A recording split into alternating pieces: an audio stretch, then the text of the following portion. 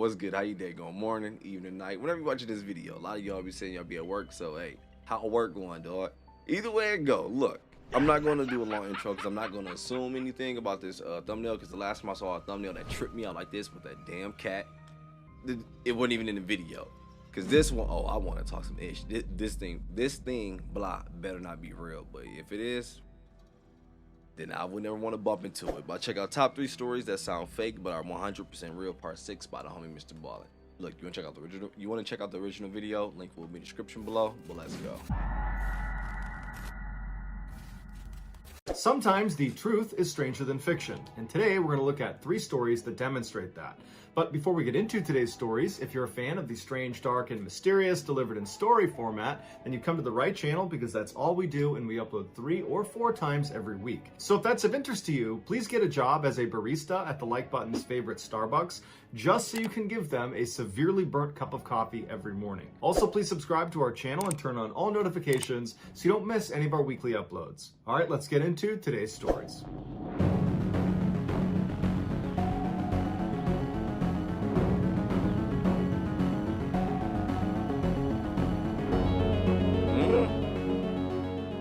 On February 17th,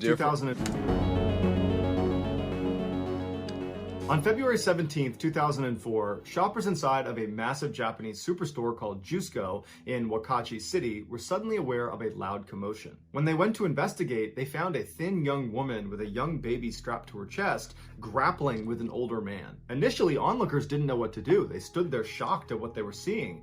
Then the woman yelled out, "Thief!" The man she was fighting with was in his late 60s, and he had pinned the woman and her baby up against this bank of ATMs, and his fists were clenched like he was holding whatever it was he took from her. 3 men from the crowd immediately jumped into action and wrestled the man off of the woman and pinned him to the ground and began trying to pull his hands open to take out whatever he had stolen from this woman, but the man would not unclench his fists. And so these 3 men yelled out to the police that happened to be nearby. They ran over and jumped on top of this guy and handcuffed him. And the man, as he's laying on the ground, is yelling out that he did nothing wrong. And then onlookers would say he began moaning very strangely before he began violently vomiting before falling unconscious. While the police waited for emergency services to show up and take this man to the hospital, they were able to open up his fists and discovered the only thing he was clutching was his own bank card that was now bent and the thief got away. I think we just watched this one though, right? Wasn't it on like Nick Crowley or someone? I think it was, or Lazy Masquerade. I don't know, but this one was effed up, man. And low key, I was wondering, like, it probably wasn't even a baby. While the police waited for emergency services to show up and take this man to the hospital, they were able to open up his fists and discovered the only thing he was clutching was his own bank card that was now bent in 3 places. The wallet he had on him belonged to him, and the bags that were lying on the ground all around him only contained some pet supplies that he had recently purchased. It did not appear he had actually taken anything from this woman. And speaking of this woman, the police were so caught up in the chaos of the moment that they hadn't even thought to look around for the victim to see if she was okay. So they poke their heads up and start looking around the crowd for this woman, but she's nowhere to be seen. And so they asked the crowd, do we know who she is or where she went? And nobody knew. The police did think it was odd that this woman had walked off without talking to them first, but they figured if she walked away, then everything must be fine. And so they labeled the incident an attempted robbery and they closed the case. The following day, the older man, who became known as Mr. A by police, died at the hospital as a result of heart failure caused by extreme stress. When the police found out about this, they simply went into the case file, updated it to show the suspect had died, and did not investigate further. But Mr. A's family refused to believe he had just attacked a young woman and her baby. At least, unless I'm thinking the wrong story. Oh man, didn't like also on top of that, it was like some shit they blamed him for and then tried to sue him as he was dead, or maybe I'm thinking of the wrong case, but it was recently. I think it was like even on top of the disrespect of like, not even listening to him, not even apprehending, at least, or holding the other person, like, let's just find out what's going on. I hate those cases. We already talked about it. I ain't gonna talk about it long. I hate when those situations, I should say, where people were just like, all right, you know what? I feel like in that situation, even though I don't know what the hell's going on, person B will be wrong. All right, I'm gonna jump in, interfere, and do what I gotta do. Like, oh my gosh, like you don't know what's going on, dude. Or maybe I'm thinking of the wrong file. Did I say apprehend earlier? I meant at least question the other person. But yeah, regardless though. A's family refused to believe he had just attacked a young woman and her baby. It was completely out of character. He was a gentle retiree who had spent 40 years working for a chemical manufacturer and now was collecting a pension and working part-time as a security guard. He lived with his wife, his children, and his grandchildren, and he lived about a kilometer away from the Jusco, where he had gone that day to get some hamster food for his grandson's hamster. His family pleaded with police to reopen the case and investigate this woman because she must have done something to start this altercation. The police initially resisted, but ultimately conceded and said, okay, we'll check the CCTV camera footage at the Jusco to make sure we didn't miss anything. And what they discovered terrified them. A camera overlooking the ATM bank where this whole scuffle went down picked up this woman about 5 minutes before Mr. A walked into frame. She was standing in a corner just off to the side of the ATMs, and she did appear to have a 2-year-old or 1-year-old strapped to her chest, and she was just standing there motionless with her back to the corner looking down. And then when Mr. A came into frame, he appeared to pull some money out of the ATM. He had bags all over his arms. He turned around after getting his cash and started walking away. And as soon as he does, the woman in the corner suddenly becomes animated. She lifts her head up and walks straight past him, skimming his chest with her hand as she passed. My girl. And right after she did that, it was like Mr. A had a reaction to being touched by her, and he instinctively grabbed her arm, and that's when the struggle ensued, and that's when the woman yelled out thief, although it's clear from the footage that she is the aggressor, not Mr. A. And then at some point, the 3 men jump out of the crowd, they pull him to the ground, the baby on show her, up, and then at some point... just gonna look so innocent, like, oh man, that's crazy, dude. And then at some point, the 3 men jump out of the crowd, they pull him to the ground, the police show up, and then at some point during this chaotic melee, the woman just stands up and meanders her way into the crowd and disappears. Although the police searched every piece of footage in and around this ATM all around the time of the incident, they never found any footage of this woman entering or exiting the Jusco. It was like she just appeared in that corner in order to go after Mr. A and then vanished as soon as it was done. And none of the dozens of witnesses that watched the scuffle take place right in front of them in broad daylight were able to provide any sort of meaningful description of this woman. It was like nobody got a really good look at her. But after reviewing hours and hours of the CCTV footage, the police did find one instance where this woman, for 1 second, looked up at a camera exposing her face. And her face was so unsettling to police that they actually decided not to share the image with the public for an entire year. They were scared that if people saw this image, it would scare them from ever going back to Jusco. This is the image of the woman. As you can see, her face is totally emotionless, her eyes are blank and downcast. Some have compared her face to a death mask, which is a plaster cast of a dead person's face. Other people have said she doesn't even look human. After seeing the CCTV footage, Mr. A's relatives sued the police for detaining him and pinning him to the ground despite his obvious medical distress as a result of whatever this woman did to him. Eventually, they did reach a settlement, but what they really wanted was an explanation for who this woman was. But even after the police released this strange photo to the public, nobody ever came forward, so she was never identified. And it's unlikely she'll ever be identified because the statute of limitations for this case expired in 2011. The case, which is now referred to as the Jusco Phantom, is still very famous in Japan, and it remains a popular topic on long internet chat room threads where people exchange this eerie photograph and speculate about who or what killed Mr. A. You know what I wonder, like how many visitors who actually go to this place and then go to, or is it Jusco? My bad if I said it wrong. Go to this location, it's like, yo, I know the story, or I know the history behind this location, so I'm just here just taking pictures just to look. Because I'm not gonna lie, I think I would be pretty nosy myself. If I'm ever there, it's like, yo, it's not often I'll be here, let me just go. And then if you go, you see her ass. But what if it's like legit a phantom? Ah shit. And you can't win. And the baby in there actually, if you look at it, it's your face. I'm just talking ish, dog. I'm just smoking, my bad. But I already knew that story. Like, oh shit, it's an ugly baby. I'm just talking ish, dog. In 2010, Sam Ballard was a 19-year-old living in Australia. He was a college student and a standout rugby player. His mother described him as being invincible. One night, Sam and his buddies were over a friend's house having what they called a red wine appreciation night, where they sarcastically pretend to be grown-ups by only drinking wine instead of beer. And after hours of drinking and joking around, they were standing in the backyard on the patio when they noticed a small slug crawling across the ground. And at some point, one of the boys yelled out, "Hey, someone should eat that!" But no one was taking him seriously, and everyone just kind of joked about it. But Sam took it as a challenge and said, "You know what? I'll eat the slug." And everyone's like, "No way, you're not going to eat that slug." But them telling him he wasn't going to do it only egged him on. And so he picked that slug up, threw it in his mouth, and he ate it. And the boys howled with laughter. They were so impressed. And for the rest of the night, he was the king. The next morning when Sam got up, they make your friends, dog. What the hell? And I know what you mean by that. Instigating, like, man, you ain't gonna do it. Stop playing. You cap, dog. This nigga be lying, bro. I know you ain't gonna do that. And then you just watch him eat it. And the whole time, he probably the one, not even being funny, the least liked in the group. Because that sounds like so much attention-seeking behavior right there. Like, hell of it. Stop playing with me, dog. This is weird. Ate a fucking slug. Hell no, nigga, you eat. Hell no, boy, you gotta tell your mama eat it, boy. I ain't about to eat no damn slug. Only egged him on. What a hose there. I'm about to leave this this part. part. Slug up, threw it in his mouth, and he ate it. And the boys howled with laughter. They were so impressed. And for the rest of the night, he was the king. The next morning when Sam got up, he noticed a dull ache in his legs. He attributed the pain to his hangover and expected it to clear by the evening. But by the end of the day, the fog of his hangover had gone away, but the pain in his legs had not. The following day, when he woke up, the pain was not only still there, it had intensified. And so he told his mother about it, and her first concern was that he could be developing multiple sclerosis, something his dad had. Sam was concerned about that too, but he also told her that he had eaten this slug, and he was concerned that, maybe this could be some sort of allergic reaction to that. Imagine your kid telling you that.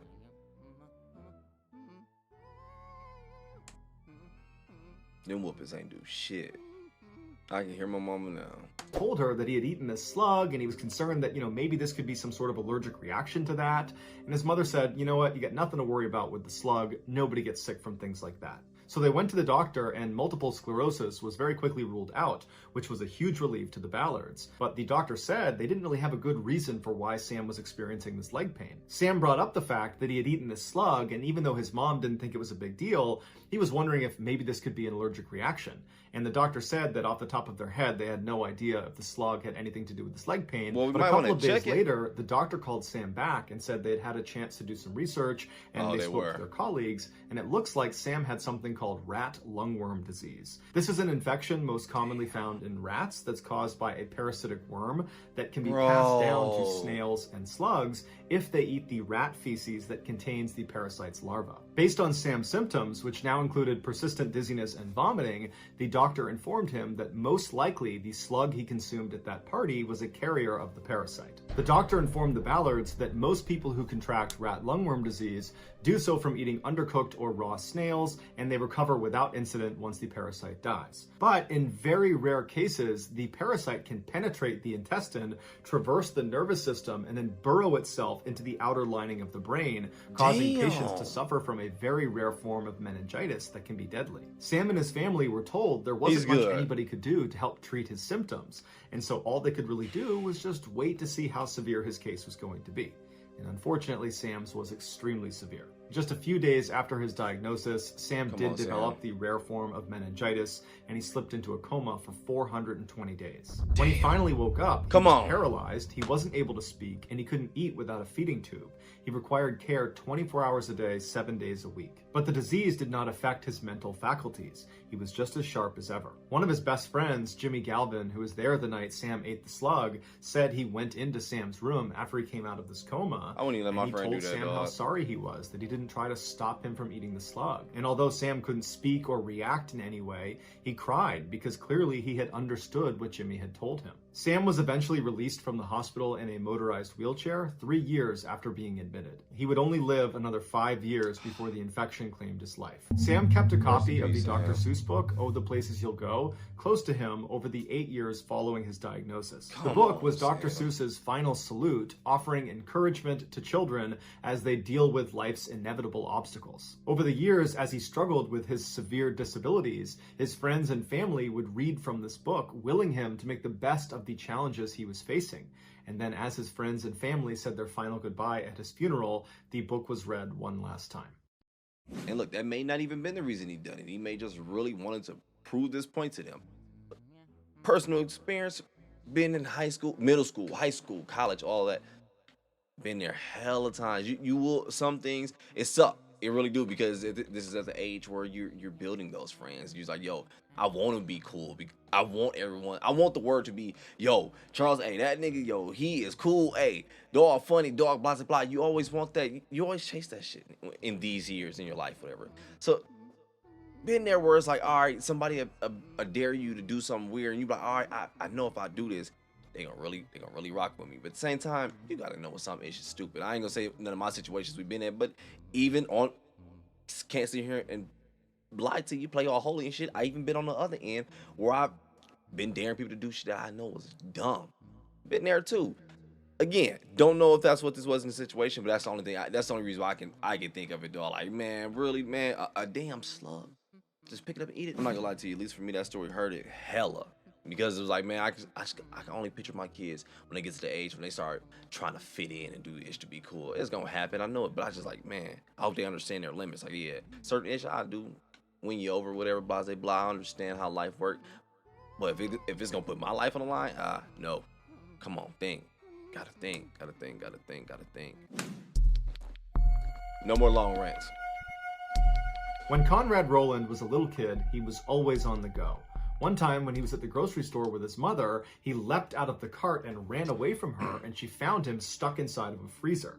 After that incident, she literally made him wear bells on his shoes when they were out in public so she didn't lose track of him. But by the time Conrad was just 4 years old, he had discovered athletics. And instead of putting his energy into running away from his mom, he focused it exclusively on baseball, basketball, soccer, and tennis. And by the time he was 11 years old, he was an exceptional all-around athlete. And at the time, his school announced they were going to have this special guest speaker at an assembly, and it turned out to be the Hall of Fame baseball player, Rod Carew. And Conrad was just blown away. I don't even know who that is. I ain't gonna cap to you. I love, who the fuck is dog?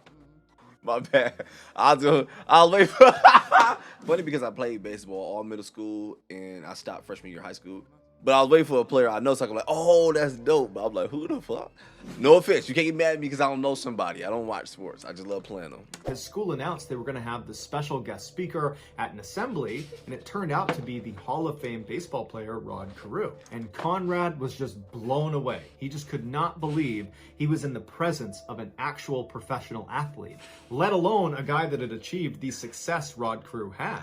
And so after this assembly, when he got home, it was all Conrad could talk about, was just how incredible Mr. Carew was and how he, Conrad, was gonna be a professional athlete just like Mr. Carew. For many kids, this would just be a phase. They'd be really invested in sports, and then their interest would go somewhere else, and they'd kind of forget about it, and it would not be their life calling anymore. But for Conrad, the impression Rod Carew left on him was so profound that he never wavered. He really did dedicate himself to becoming a professional athlete, and he would be successful. Albeit in a different sport, he became a professional football player in the NFL. And in 2012, Conrad started nearly every game for the New York Jets at tight end.